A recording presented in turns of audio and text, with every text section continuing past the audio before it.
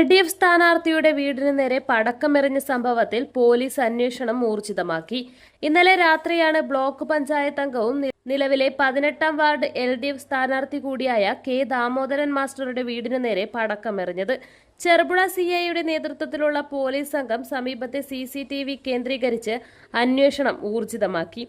വീടിന്റെ കിടപ്പുമുറിക്ക് നേരെയാണ് പടക്കമെറിഞ്ഞത്. മലയോര ഹൈവേയുടെ ചെറുപുഴ ചിറ്റാരിക്കൽ റോഡിൽ പുതിയ പാലത്തിന് സമീപം മിതമായ നിരക്കിൽ റൂമുകൾ വാടകയ്ക്ക്. ആധുനിക സൗകര്യത്തോടു കൂടിയ റൂമുകൾ, പുഴയുടെ മനോഹര കാഴ്ച കണ്ട് ടൗണിന്റെ ബഹളങ്ങളിൽ നിന്നും മാറി താമസിക്കാൻ ഏറ്റവും അനുയോജ്യമായ മുറികൾ.